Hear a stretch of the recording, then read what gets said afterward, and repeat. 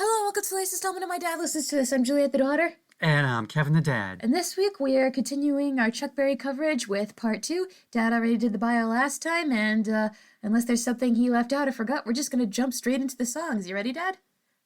I think I am. All right, first song. Around and Around. More low-key fun from Chuck than I'm used to. I love the key that this song is in. It doesn't sound like rocking's too much to me, so much as a casual jam session. That's due to the energy level from the tempo. I can see why it's not one of the classics. Oh, this is a classic. Okay. It really is. But the thing about it is, I hate to admit it, but I get this song mixed up with Reelin' and Rockin'. I think because of the similar subject matter, I guess. But it's a great song. And that crazy sound makes Chuck get out of his seat, move his feet, and dance, never stopping till the moon went down. And great drum fills by, I have no idea, because in the booklet it says, unknown personnel. God damn it. All you know is Chuck played on it and whoever happened to be in the studio at that time, but I guess they didn't keep a record of that session. And I noticed one thing about the sound compared to like the other songs, it's kind of muffled somehow. It almost sounds like a demo. And it's like you can hear Chuck and you can hear the instruments, but the sound is not as in your face as Johnny B. Good, which just like leaps from the speakers and grabs you by the collar and says, listen to me. Where this is like tapping you on the shoulder and saying, excuse me, might I have your attention for 2.5 minutes? Thank you. It's like instead of getting Chuck Berry, you're getting Charles Edward Anderson Berry. Oh, okay. I like that description. Now, a lot of bands have covered this, most famously the Rolling Stones, but not so famously one David Bowie. Really? Get this. It was going to be on the Ziggy Stardust album. Oh. Because Bowie said Round and Round sounded like a song Ziggy would have played on stage. Kind of does. That's another thing. The title is sometimes Round and Round, and other times it's Around and Around. But anyway, Bowie came up with Starman, and, The rest is history. there you go. Yeah. However, his version did see the light of day as the B-side to Drive-In Saturday in 1973. And it's also on the bonus disc for 2002's Ziggy 30th Anniversary reissue. And also, he performed it live at the final concert on the Ziggy tour, which I want to say was in Santa Monica. I think it was, yeah. But it didn't make the film for some reason. Oh, man. And Jeff Beck is on guitar. Nice. Next track, Beautiful Delilah. One of my favorite comments on the lyrics is, swinging like a pendulum walking down the aisle is probably as close as Chuck got to saying, "Aw, yeah, dead ass."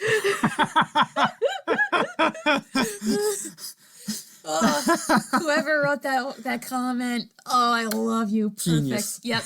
Okay, so she's not just the town floozy. This woman is a legend, and Chuck wants a taste. But his girl Rebecca, spelt, fun fact, with CK in Rebecca, when I looked at the lyrics, I don't know if that was a typo or if it was intentional, whatever, won't let him.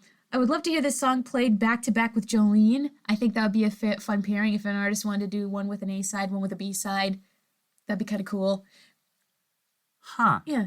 And I love this song. Chuck is worshiping this woman, and sure, it's lust, but it's lust that you can dance to. Great story and fun. Okay, Delilah is sweet as apple pie, but every time Chuck sees her, she's with a different guy. And yes, she does swing like a pendulum when she walks. But how far back and forth is that pendulum going? The mind reels. Depends on how big her butt is. I guess so. Anyway, she attracts an audience of 17 when she sunbathes. Again, the mind reels. And will break every local Casanova's heart, but she don't care. She's got the power. Good for her. At first I was tempted to write this song off as a trifle. But hearing it for the umpteenth time and really listening to it, I can't do it. Everyone's in top form. Johnny Johnson's on piano. Ebby Hardy's thwacking away on the drums. And the big open sound that was missing from Round and Round is back. It's like big. Big. Next track, House of Blue Lights. The title just reminds you of that play House of Blue Leaves by John, I think it's Guare or Gare. It's a pretty dark comedy. Anyways, I thought this was either going to be Johnny B. Good or Run Rudolph Run for a sec with the intro. This sounds like Chuck is taking us to an exclusive club. It sounds like a song they'd play at that underground dance club in Dirty Dancing. I think it would fit in there. I never saw the movie, so... You saw like the first 5 minutes when we were on vacation that one time in the Berkshires. Oh, and then I came to my senses? No, you commented and you're like, oh, they're dancing and it's dirty. And the food. Oh, was that the one? Okay, yeah. Yeah, they're dancing and They're she's dirty carrying a dancing and no one watermelon. can find out about it. Yeah. Anyway, Oh boy. the food sounds excellent too in this song. There's a fun guitar solo here. Not one of my favorites, but it'd be fun for a party in the summer. That's true. Yeah, it does start off with the guitar doing a variation on Johnny B. Good's intro. Yeah. And the House of Blue Lights is hosting a homecoming for all the cats. Rugs will be cut and jive will be dug. Mm-hmm. And listen to this, for food, there's fryers and broilers, which are chicken. Mm-hmm. And Detroit barbecue ribs. This was actually tackled in the Chicago Tribune. Because someone wrote in, they had a food column, and someone wrote in, Detroit barbecue ribs. Is that a real thing or just a lyric thing? Mm-hmm. And one time, Detroit News food editor had said she had never heard of them. If anything, rib places in Detroit show influences from the Carolinas, Memphis, St. Louis, and Kansas City. And that happened from people moving from those areas to Detroit after World War II, the big one. Mm-hmm. And before we go blaming Chuck, he did not write this song. Don Ray and Freddie Slack did it back in 1946. Oh, okay. And believe it or not, there actually was a House of Blue Lights, but it was in Indianapolis, Indiana. Oh. It was decorated year-round with blue Christmas lights. It was the home of millionaire, I love this name, Skiles Edward Test. Wow. Now Skiles for first name, that's just cool. Now, It's like anyway, Sky Masterson. the legend was Skiles' deceased wife was in a glass coffin inside the house, Whoa. surrounded by blue lights. And get this, Skiles also buried the remains of some of his 109 cats in carpeted caskets, and they each had brass nameplates. Holy shit. So it could have been Here Lies Fluffy, Here Lies Snowball, Here Lies and- Snowball 2. and 107 more. God. Anyway, after he died, though, there was no evidence of a glass coffin. He just kind of played that up, like people, started urban talking about legend? that, Yeah. and he never denied it. Figured, let him talk. See, the thing was, Skiles married 3 times, and all 3 women survived him. I thought you were going to say all 3 of them died. No, "Whoa." they all survived. And the thing was, I guess some people really wanted to preserve the house, but it got demolished in 1978. But the area was turned into the Skiles Test Nature Park. Skiles, that's such a great name. It's like when Homer gets his name off that dryer. Max Powers. Ooh, great name. Yeah, I know. I got it off the hairdryer. Anyway, next track. Back when they were good? Yeah, back when they were good. Okay. Before They weren't good. Yeah. Season 11. Well, except that one episode in season 12 where they go to rock and roll camp. Oh, wow. That was Took season that long? 12. Wow. Yeah. Probably because they could finally afford to get Keith and everybody else. Yeah, because that was Keith, Mick, Elvis Costello, Tom Petty, I want to say Lenny Kravitz. I think that might have been it, but yeah, it probably was either a matter of coming up with money or coming up with a time where all those guys Could get in the studio. Yeah. Anyway, back to the show. Next track, Carol. This man rips himself off a lot, huh? Well, he just uses some of the same chords over and over, and I get it in rock that you're limited, but I guess once you have a signature sound, everybody knows who you are. Well, Okay. it's kind of like Bo Diddley. He Yeah. found a sound and he was just going to work it. And Chuck came up with this stuff and he can do whatever he wants. Chuck is going to win this woman over with his dance moves as soon as he learns how. His backup plan is to take her to a rock club, and honestly, if he was the one playing there, he'd win me over. In terms of exalting women, this song is a lot more tame than Delilah, but you get the impression his feelings here are more genuine. Still, if I had to pick a song to listen to, it'd be Delilah, 100%. Okay. And hey, it's the House of Blue Lights again. Yeah. Oh, okay. I think I've said this before. If not, I'll say it again. I do get some of Chuck's songs mixed up because I think, oh, it's this song. Oh, no, it's not. I do that too. But, they're all great. So, Who it doesn't cares? bother me. Yeah. Yeah. The line in Carol about the hat check girl, I really thought was from the House of Blue Lights. And then when it came on, I thought, okay, I'm just getting those 2 songs mixed up. And also, based on the research that I did with the, time served in prison for the Mann Act, the line about the hat check girl kind of takes on a different meaning because that's why he brought that girl along with him. Anyway, it starts off with the desperate two-line chorus, "Oh, Carol, don't let him steal your heart away. I'm going to learn to dance if it takes me all night and day." And the rest of the song, Chuck takes Carol to a local dance joint. They sit and listen to music, and then things get highly illogical. "You can't dance. I know you wish you could. I got my eyes on you, baby, 'cause you dance so good." Discuss. Either she dances or she doesn't dance, or the other dance is the horizontal bop. The horizontal mambo? Could be. We don't know. But anyway, two things. Just a great song, period. And the other thing is, this song just always reminds me of my Aunt Carol. Probably just because she's the only Carol I know, I think. So, there you go. Next track, Jojo Gun. Jojo the monkey is starting some shit. He tells Leo the lion that an elephant wants to fight him. The whole animal kingdom shows up, and Leo gets his ass kicked, but then there's a draw. Jojo finds it hilarious until Leo starts pummeling the shit out of him, and since then, Jojo was never heard of from again. This story reminds me of the stories of Anansi the spider, or the trickster god, or the enormous crocodile I heard as a kid, or musically like when Ray Charles did Chicka Chicka Boom Boom, and I love it. Yeah, that meddlesome monkey Jojo Gun uses his wiles.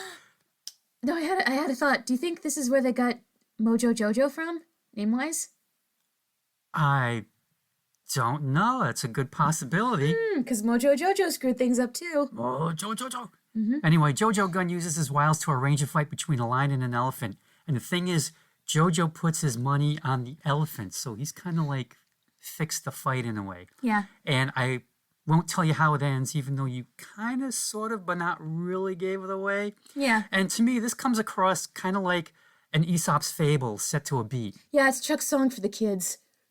I guess. Yeah. I guess, but I'd also agree with you about the trickster and fables. It definitely goes that. But I think the moral of this story is, he who lives to run away lives to run another day. And the band keeps it subdued because of the storytelling lyrics. Yeah, you can't distract from it, otherwise we're going to get lost. Except for drummer Fred Below, who kills it, killing it with these great drum fills. Now, in the early 70s, there was a band named Jojo Gun, which Good band obviously name. they got their name from the song. Apparently, their first album is All You Need, and they kind of sort of had a hit with a song called Run, Run, Run, which they remade that song in the early 2000s, and the remake sounds so much better than the original. I'd found the remake first, and I'm thinking, this is a great song. And then I'm scrolling down to reading the comments, and someone said, oh, this was a remake. And I thought, let me find the original. And I found the original. It was just bad? Well, because of the production values, Oh, okay. it just like made everything like sound small, and it was like, hey, it sounds like the drummer's hitting cardboard boxes. Oh. Just, yeah. But the remake was just, it was just great. Band member Jay Ferguson would score a solo hit in 1978 with Thunder Island, which we file under yacht rock. Oh, no. It's not a bad song. You like some yacht rock. Some, not Not all. all. I'm still puzzled by the fact that Steely Dan is classified as yacht rock. That surprises me, too. I But- thought they were hippies. No, they're not. Well, yeah. But a lot But, of see the shows. Maybe there's cocaine on the boat, on the yacht. So, if so, then, yeah. they fit right in. Next track, Memphis, Tennessee. Chuck is on the phone trying to get in touch with Marie from Memphis, Tennessee. At first, you think he's trying to get in touch with a girlfriend, but then you realize he's trying to get in touch with his 6-year-old daughter, and your heart breaks. This is why it sounds so totally different than what you'd expect in a love song. It's very quiet with no showing off, except for that nice little slide at the beginning. A pleasant surprise of a song that makes your heart ache. Was there really a custody hassle with his kids? I mean, he was married to that woman forever. No, there was never any. Okay. Okay, yeah. So Chuck is on the phone with a long-distance operator trying to get a phone number to contact Marie in Memphis, Tennessee.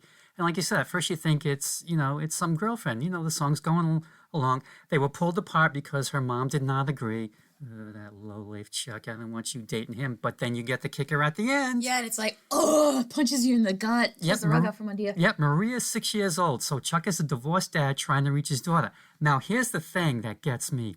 There are some pervy music critics who think Chuck's character is a pedophile. Have they listened to that song we talked about in our Dave Barry Book of Bad Songs episode? Which song is that? The one that Mom said we should talk about, the guy, the candy guy or something. The Candyman? No, not Candyman. It was that one guy who was in the park thinking about his childhood, and he's trying to pick up a girl. The one where I said officer. It's this one right here. Oh, are you thinking of Gary Puckett? Young Yeah. Girl, Get Out of My Mind? Yeah. They didn't think that was about pedophiles? Sheesh. Anyway, you know, in defense of Chuck, yeah, he had his sexual proclivities, but pedophilia was definitely not one of them. one of them. And so I'm calling, not even shenanigans, but I'm calling bullshit on that theory. No, it's just not. Now, like Johnny Rivers had a version which was live, and he recorded it at the Whiskey A Go-Go. He came out with a whole album. And the thing is, like, his version is a little too happy. Like, it's a little faster, and you got people clapping along. And it just doesn't fit, the mood that Chuck and the band really nailed. Like you said, it's like very subtle, and it fits the words perfectly. Just an out-and-out classic. Next song, Sweet Little Rock and Roller. This song reminds me of you and me. How you had me grow up on all these great rock songs, and I thought it was the greatest music in the world. I hope I didn't force you. No, then all my classmates at school made fun of me for not listening to the Jonas Brothers or whoever the crap they were listening to.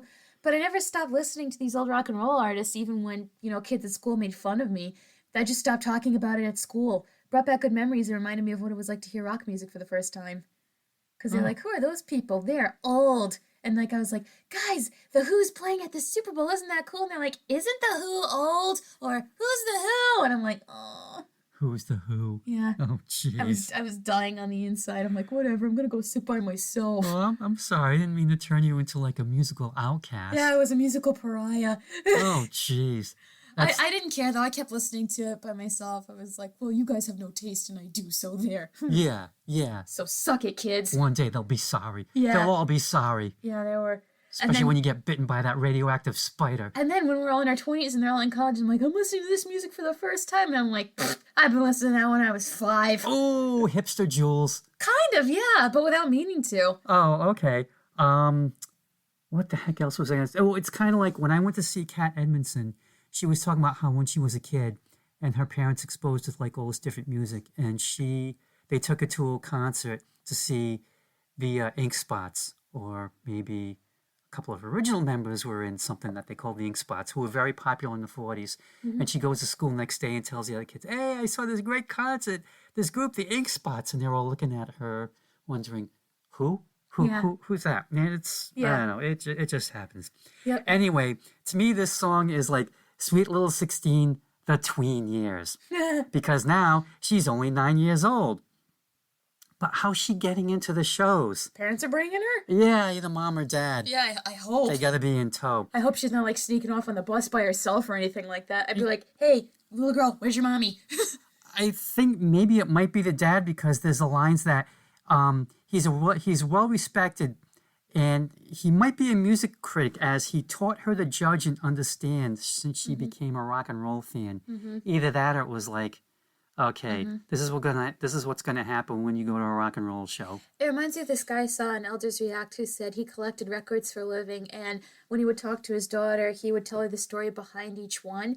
And he says whether she liked it or not, I don't know, but I know it would stick with her head, and she wouldn't say, she wouldn't be ignorant of music history, which I thought was a good point to make. And on another track, one of the guys from Motley Crue was talking about how one of the things that makes him happy as an artist is when he sees kids sitting on their dad's shoulders and they're just jamming with the music and doing the devil horns. Because if you see kids at your show, then your music is going to last for a long time after you're gone. Yeah. Yeah. Okay, so, she's judging, she's understanding, but that still doesn't stop her from getting big eyes and screaming when the band hits the stage.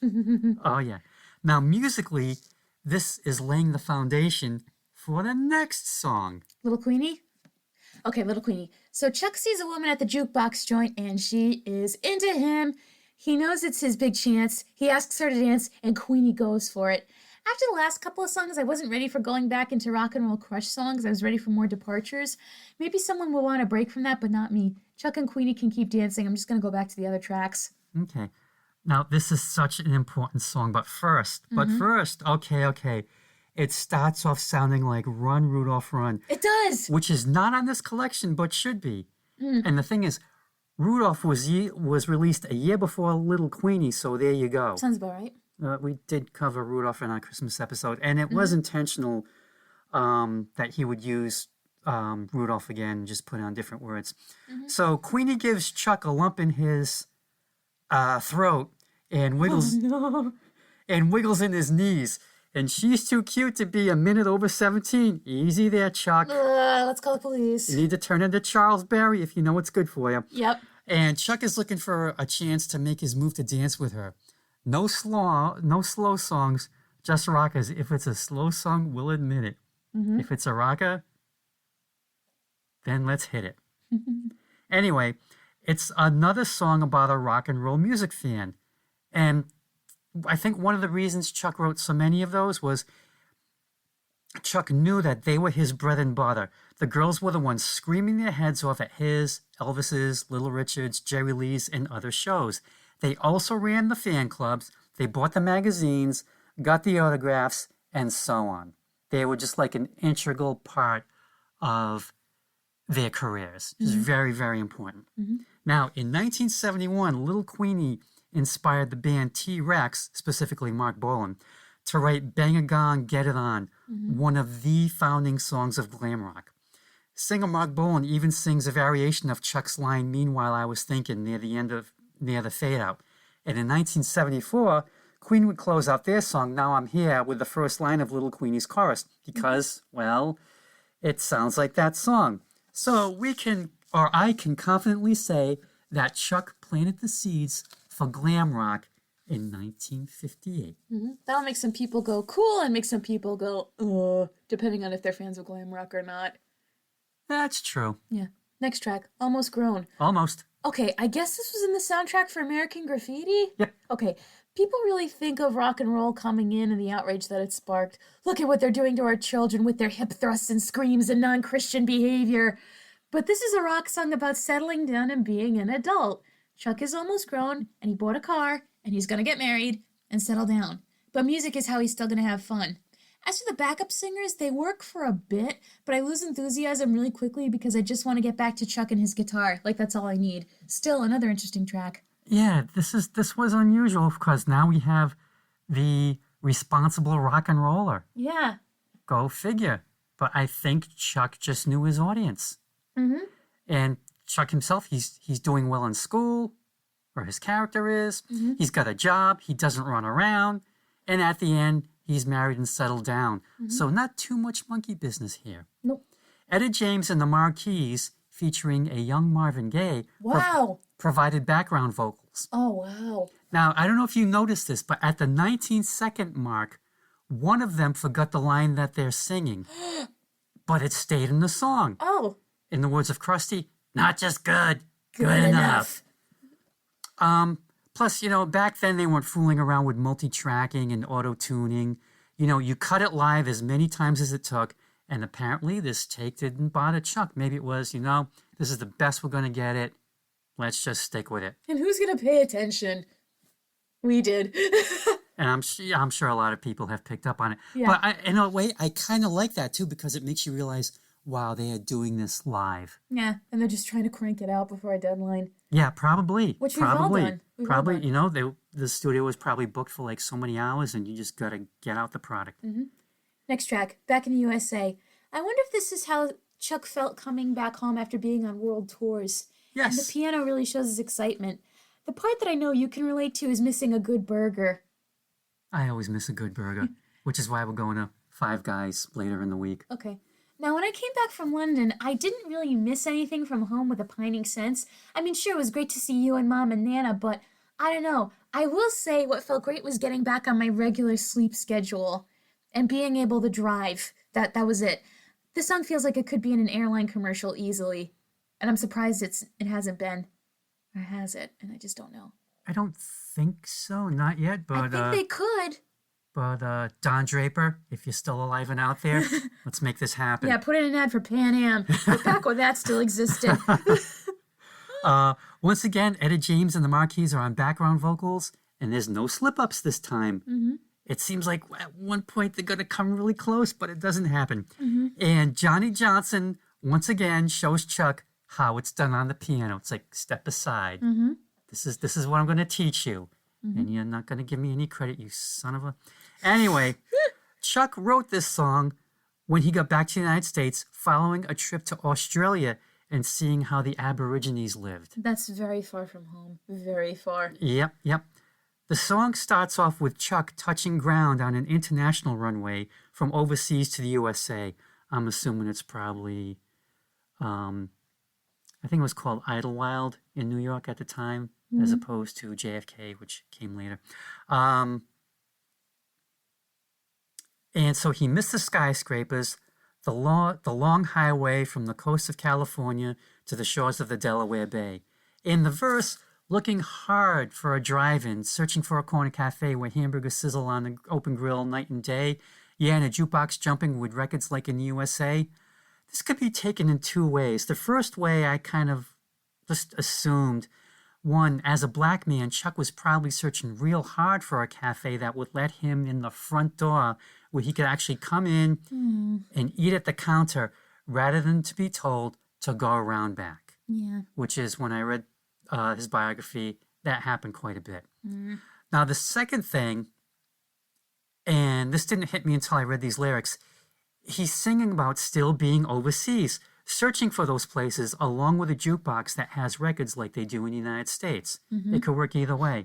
And I kind of remember, like, when Uncle Michael and I went to Portugal, and the one thing I missed was rock and roll. Didn't really hear a lot of it out there. Didn't really hear a lot of music until we went to a restaurant where they had fado singing, which was great. Oh, yeah. Which was great. Now, you heard a little bit of this because I think you took as much as you could stand. Linda Ronstadt did a version of Back in the USA in 1978, and it's kind of like by the numbers. Yeah, it's fine. It doesn't, doesn't wow me or anything like that. If we ever do Linda Ronstadt, I've got a lot to say about her. I know. It's okay, but it's kind of like an unnecessary version. We're going to talk about your opinion on her getting a Kennedy Center honor? We'll see. Okay. I mean, and the thing is, it's like, the way her version starts off, you get that guitar and you think, wow, this is going to be great. And then the band just kind of like calms everything down. And you feel like it's like you're at a local bar watching some local band and it's... Well, time to go to the bathroom. It's like, yeah, it's like, okay, I'm just eating my dinner here, or I'm drinking, and they're just there, and doing that's their thing. that. Now, I got a great story from the movie Hail, Hail, Rock and Roll. During rehearsals... the band was playing the song in the key of C. For Chuck or for Linda? For Linda. Okay. For practicing. And I guess for both of them, because they had to rehearse, because Keith made Chuck rehearse. And that was that. So, they're going along, she's fine, and they're doing all these rehearsals. Then it's the concert. And what do you think Chuck does? Changes the key. To G. Higher? Yep. Oh, no. Now, Linda powered through it. But for she her. was so pissed Well, yeah. that when it was over, she left the building, got in her limo, left, and did not come back for the second show. On one hand, good for her. Production assistant Mark Slocum said they had a hard time getting Linda to sign a release for the performance for the soundtrack because she was so pissed. I don't blame her either.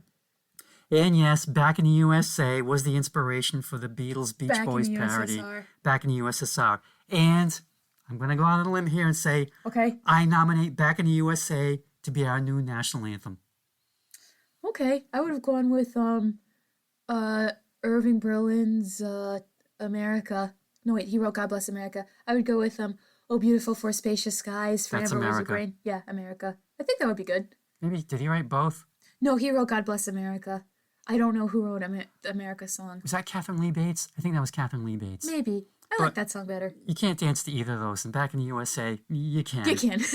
All right, next track. Do You Love Me? Now, at first I got this confused with the other Do You Love Me song, and I was like, no, that's not Chuck, is it? Do you love it. No, Yeah, that's the Contours, and that was later. That was 1962, I believe. which I like better. Okay, now for this Chuck Berry one, I'm putting this out here right now. Go ahead. Do not use this as a wedding song because this is about a fighting couple. This song should be on those lists of songs that should never be slow danced to at your wedding. Okay? All right. Now, in terms of slow burn songs, I prefer in the wee wee hours because I don't like seeing Chuck sad. I think the background singers work more effectively here to flesh out the ballad, except for that one lady who stood out a little too much at one point. Poor Chuck. I hope his lady treats him right and he finds someone else he can yearn for. Okay. Yeah. I'm like, oh man.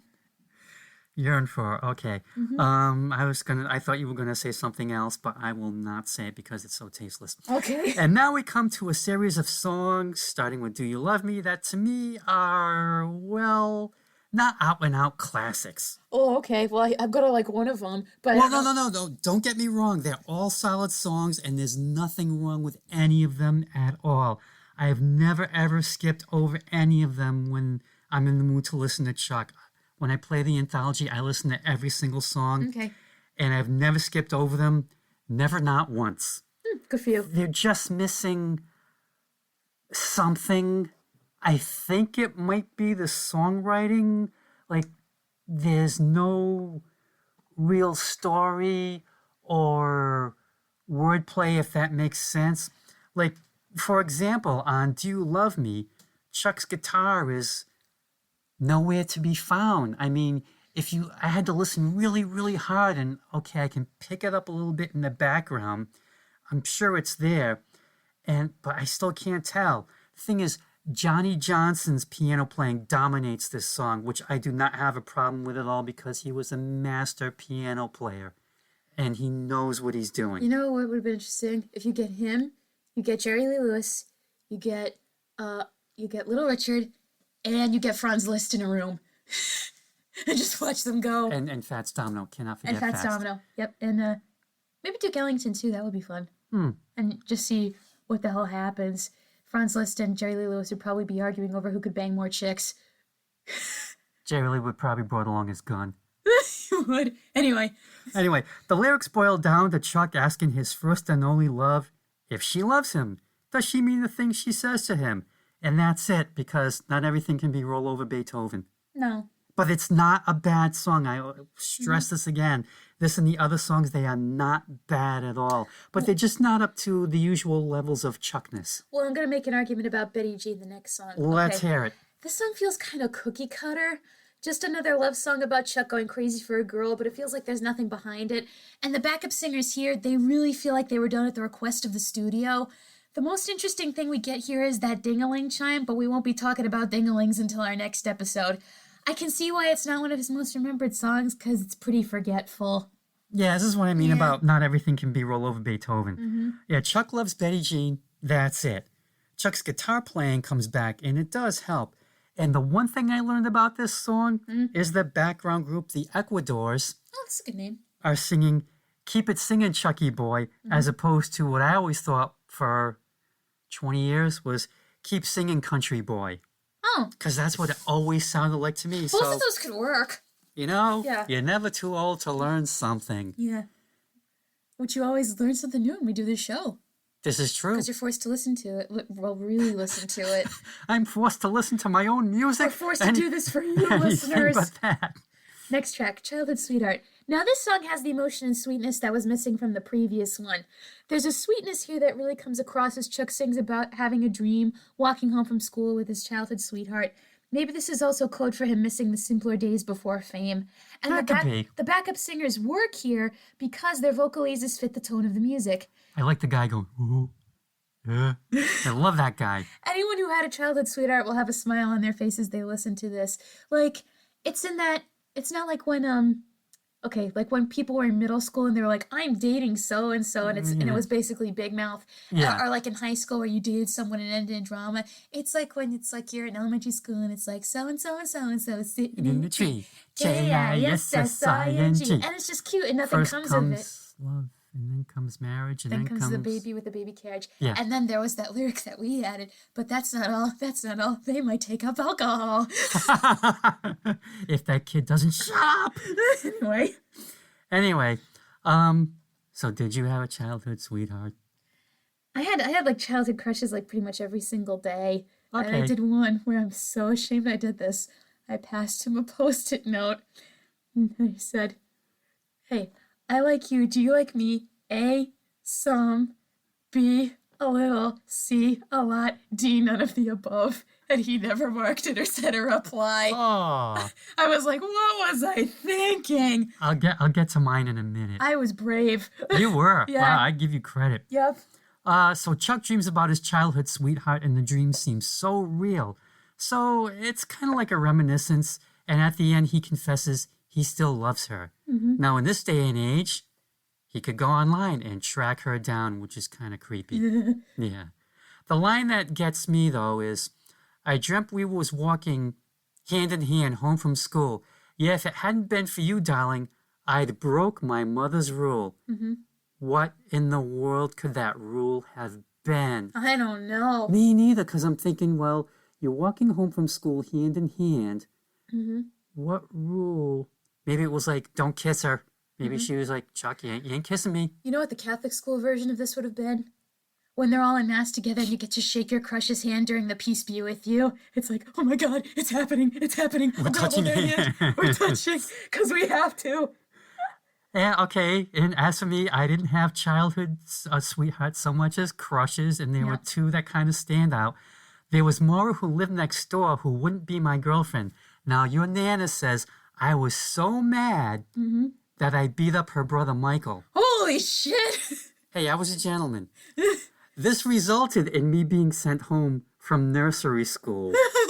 And Nana had to pick you up? No, luckily the nursery school was only right across the street. Oh, wow. So I don't know if Mrs. Johnson had to walk me home. Mrs. Avalotis? No. This is Mrs. Johnson. Or if Nana had to come across the street. What the hell did you do?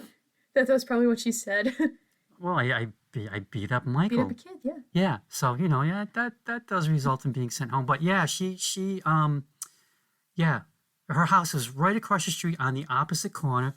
And she had a, I don't know if it's certified, nursery school for years and years and years, and then someone complained or some nonsense. Now, have you seen Maura since? It's been years. Or her brother? It's been years. Okay, who's the other one? The other one in first grade was Donna. And the thing about Donna was, like, I think every boy in first grade had a crush on her. Aw. And the funny thing is, I didn't see her again until junior high school graduation because of our last names, and I will respect her anonymity, we sat next to each other. And it was like, oh yeah, I remember you. How's it going? Okay, now get this. 4 years later, we sit next to each other again for high school graduation. Because of the names. Because of the names. And it was funny. She asked me if this was going to happen again when we graduated college, but it turned out we were going to different places. That would have been funny. That would have been funny. It also would have been scary because it's like, okay, who's following whom? Then when was the last time was that the last time you saw Donna? High school graduation, All yep. right. Well, Donna. No. Actually, no. There was a run-in, come to think of it, at a Stop and Shop. I think it might have been the one in Pawtucket when the Pawtucket one used to be open. Oh, wow. That's now abandoned. And it was just like this run-in, and she had recognized me. Oh, wow. And I just did this stuff like, oh my God, Donna. It was like, hey, how's it going? Hey, I got married. Yeah, I got married too. And, Well, Donna, if you're out there, hi. Next track. Next track. Okay. Please. Let It Rock. Yes, let it. Song about, you know what? I'll say hi to my crush too back in the day. Hi, Jordan. Anyway, all right. Now we're even. Okay. Okay, Let It Rock. Song about working on the railroad and how at the end of the day their work is never done if there's a surprise train coming. It reminded me of this metaphor that Shonda Rhimes uses. She describes writing for episodes of television is like laying track for an oncoming train because you got to keep writing one episode after another until, the final day on set, basically. Wow. Yeah. That makes sense. And she's like, even if you want to stop writing, that train's going to come and run you over, so you'd better have enough episodes written for the end of the season. Wow. And you never know what might need to be rewritten, too, depending on filming. Anyway, so that's really kind of it. The song ends with a fade out to signify that the work will never be done either. a short little story, but my favorite railroad songs will always be the ones from the Smothers Brothers acts. John Henry. John Henry and Cabbage. Oh, 'Cause yeah, Cabbage that's is a about good the one. railroad, Yeah, too. that's a good one. Which Yeah. we cover in our Smothers Brothers episode. So this is Johnny Be Good with different lyrics. And trains. And trains. Yeah, everyone in the band is on their A game and in less than 2 minutes. Unbelievable. And a good story. Chuck's working on a railroad in Mobile, Alabama to make money to buy new shoes. And in the evening, he's sitting in a teepee on the tracks shooting dice because I guess the workers never went home. It was like, they're going to stay overnight so you can get up early in the morning and lay more track. And do it all over again. Oh my God, those poor people. Then the foreman comes along and tells everyone to get their stuff off the tracks because an unscheduled train is coming. So everyone's scrambling. They're grabbing their money. They're breaking down a TP. And the engineer blows the whistle loud and long. Can't stop the train. You have to let it roll on. But we don't know if they made it off the tracks in time. Yeah, we don't know if they're It's alive. never specified. They might be dead. Because they're like, you can't stop the train. You have to let it roll on. And also I'm thinking, if they're still laying track, what's going to happen to that train? You know, it also reminds me of, you remember that Batman episode with the mobster where his brother got hit by the train and lost a leg when they were kids? It's really early in, like, I think The animated series? yeah, or in the animated series. Vaguely, yes, I do. Yeah, Rupert Thorne's rival. Yes, His brother, the yes. priest. That's what that reminds me of, where he's frozen, he gets his foot stuck. So his brother pushes him out of the way, and the brother ends up getting hit by the train and losing a leg. That's right, Yep. yeah. That episode was intense when I was a kid. I was like, oh my God. Probably still intense. Yeah, And it is. also, not once does Chuck sing the title song. The closest we get is Let It Roll On. This is a great song, and for me, it's almost a classic, but there are critics out there who lose their... Help me out here. What do you lose? Lose their mind? Yeah, lose their mind over this song. I think I think it's just because, okay, it sounds like Johnny Be Good. the better train song is the one about the devil, easily. Oh, that Down, was Down much Train. more fun. Yeah. Yeah. All Yep. right, next track. Too Poop to Pop. Okay, I misread this as I pooped to pop, and I did a double take, but then I reread it and I was like, okay, that makes more sense. So first, I love the saxophone here, and this song, hold on, we need a minute for Dad to recover here. No, I'm just thinking of more tasteless stuff from Chuck's life where I Poop to Pop would fit in perfectly, but I'm not going there. It reminds me of that sketch that Mike sent me from Family Guy where Muddy Waters is passing a kidney stone and he's singing the blues while he does it. Do do do do do. Ah! Do do do do do. Ah! Anyway, okay. Back to the song. Yes. So I love the saxophone here. And this whole song was a lot of fun. The backup singers actually work here to set up the chorus. So Casey's an old man who loves to dance, but his body can't keep up with his spirit, so he has to stop when his legs cramp up and he needs to sit down. He also can't keep up with the styles of dance as he learned the hoochie cooch a little too late. This was the first song I really enjoyed in a while because it was the perfect blend of stylistically different and fun, and I loved it so much I put it on my Spotify. And it also reminded me of, you're gonna hate this, there was a scene in Hannah Montana where she's celebrating like her 16th birthday party. So her dad got, they're playing limbo at her birthday party. And her dad's like, oh, I was great at this. This is Billy Ray Cyrus. So he's dancing. He's like, how low can you go? How low can you go? And then you hear like this obvious popping sound effect and he goes, oh, my achy breaky back. Oh, good Lord. Yeah. Oh, Disney. Well, I thought that was funny at the time. Oh, Miley. Anyway, Yeah, this is the B-side to Let It Rock. Now, here's the thing. Chuck may or may not have written this one. what do you mean may or may not? Well, here's the thing. Wikipedia gives one Billy Davis the songwriting credit. The anthology booklet gives it to Chuck. Now, I found the song on YouTube because I was doing research to find out, well, who wrote this. Now, one YouTube video shows the Chess 45, and the songwriter listed on it is B. Davis. Right, okay. And we'll get into the songwriting credit thing a little later.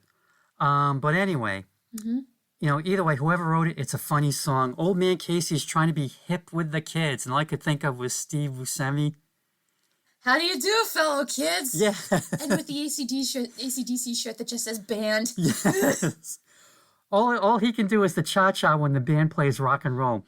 His hips get weak when he tries to do the stroll, and he also gets a leg cramp, which causes him to change his style. Which leads me to a conundrum. Right. since you're one of those fellow kids, Right? should we older people try to keep up with you younger folk? On the dance floor? No, just in general. Oh. Or do we look hopelessly lame trying to do so? Because on one hand, oldsters, especially nowadays, boomers, and I was born in 63, so I don't know if I'm on like a cusp or if I'm a... You still count as a boomer. I Googled it. The cutoff is 65, I think. Oh, missed it by that much. I Yeah. kind of like think maybe a boomer Xer thing. I don't know. Yeah. Maybe I'm a Bexer. Well, there are terms for people who are like born on the cusp. Like Gen X millennials are called zillennials, but with an X. And people of my generation who are like Gen Z, who could have been millennials, it's also zillennials, but with a Z. And I feel kind of the same way as you are, because it's like I'm a 1999 baby. So I remember some things that were left over from the 90s, but some things from the early 2000s. And it's like people who are born in that like 1999 era, and I've read this online from a lot of people on Reddit, it's like we can relate a little bit to millennials and a little bit to later Gen Z, but we can't relate with them completely because, again, we're in this weird... You're on the cusp. Yeah, we're literally on the turn of the century.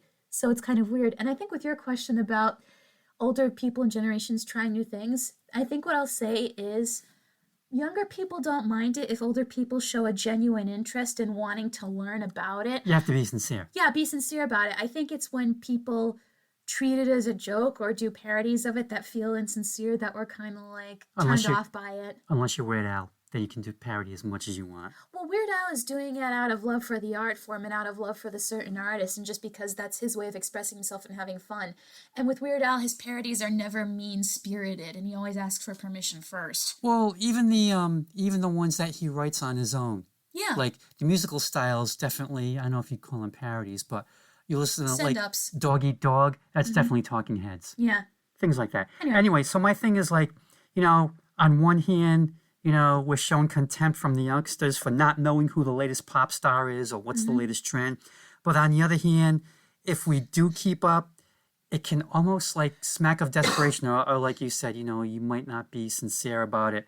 And it's like, hey, look at me. I can keep up with you, fellow kids. Yeah, there's a difference between, you remember when Mom and I were watching Love is Blind and you came in for a section and you saw one of the moms and you said, oh, she thinks that she's young or she's trying to act young. Yeah. And she's kind of forcing herself into the dynamic to try to like be cool. Like in Mean Girls with Amy Poehler, I'm the cool mom.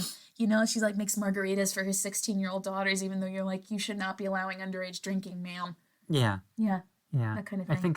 I think it probably just comes down to you really are comfortable with yourself and you really don't have to give a shit as to what the next generation is thinking, because they'll be old someday and the younger generation will treat them with scorn. Well, that's why that meme from Abe Simpson trends every single time when he points at Homer and goes, I don't know what's it anymore, I don't know what's hip anymore, and it all happened to you. No way, man. And people always point that out when they talk about why the Simpsons went down the tubes, because it happened to them. They didn't know it was funny anymore and they've gone down as a result. That's true. So that's them predicting their own demise. Okay, now anyway, one thing that stands out in this song is we don't get a guitar solo, Nope. but we get a sax solo. Which is really good. And it's very interesting, It's which I'll fun. comment a little more on in our next song. I Gotta Find My Baby? Yeah. Okay. Reminds me of 30 Days if Chuck actually took initiative and went out to try to find her himself. But in this case... Ooh, I like that. Yeah, but in this case, the girl said goodbye and he's jonesing to have her back. The drumming is really fun here. Yeah. And that's about it. After two poop to pop, kind of underwhelming. So Chuck's searching the town for his baby who said goodbye. Loss of said baby has led to bouts of nervousness and being shook up. And if he does find her, he's going to make her his wife. This is an okay song. I don't have a problem with it at all. And yet, another sax solo. And I'm thinking, maybe Chuck felt sorry for sax players since he displaced them with his guitar as the soloing instrument. I don't know. And he's just throwing them a bone. Like, here. Here, play a sax solo. There you go. Okay, now get out of my way. I'm going back to guitar. Don't maybe hit you with a newspaper. Which he pretty much does, except for maybe one or two more songs that we'll cover in Future episodes. Third episode. Yep. All right, final song. Don't You Lie to Me. Don't you do it. Chuck is setting an ultimatum here. Don't you dare lie to me. Because it makes him mad, and he's tired of being treated poorly. I don't know if she'll listen to him, but you automatically know that if she blows it, they're done. And I had the thought that this would work better as like a monologue than as a song, even though the music is great. Just the general theme. It needs the anger behind it to be more upfront and in your face for it to be perfect. Almost there, but not quite. Yeah. Interesting. Now, this was written and recorded by one Hudson Whitaker, a.k.a. Tampa Red, back in 1940. Now, here's the thing. Fats Domino recorded it in 1951 and received sole writing credit. And the same deal with Chuck's 1961 version. And I'm thinking, well, how could they not, give credit to Tampa Red? And I'm thinking, is there something where they possibly may have changed it enough where they could give themselves the writing credit, I guess? Something seems a little fishy because the one thing that stands out is the part about when Chuck sings about he gets as evil as a man can be. The subtitle of "Don't You Lie to Me" was "I Get Evil," and that's like a big line in Tampa Red's version. So it's almost kind of like a gray area, I suppose, and it's almost kind of like maybe that's going on with "Too Poop to Pop." Yeah. Where maybe they both should have gotten a co-writing credit. And I think the same thing with Don't You Lie to Me. Anyway, Chuck's telling his woman not to lie to him anymore because there's two things he can't stand: a lying woman and, insert eye roll here, a cheating man. Hello, kettle? Yeah, it's me, pot.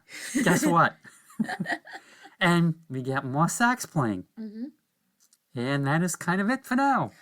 All right, so next time we will conclude our Chuck Berry trilogy. But for now, as always, thank you for listening to the latest installment of My Dad Listens to This. Remember, like, comment, subscribe, and all that jazz, because the more you interact with the video, the greater chance we have of appearing on the YouTube homepage. If you follow me on social media, I post the episodes there. If you're friends with my dad, tell him what episode you want to listen to, and he'll send it right to your inbox. And as always, if you like what you do, feel free to leave a little tip in the Ko-Fi tip jar. As always, thank you for listening to the latest installment of My Dad Listens to This. We will be back next time with another album to nitpick and gripe about. Dad, anything you want to say before we sign off? Next episode, things pick up for Chuck. But first, prison!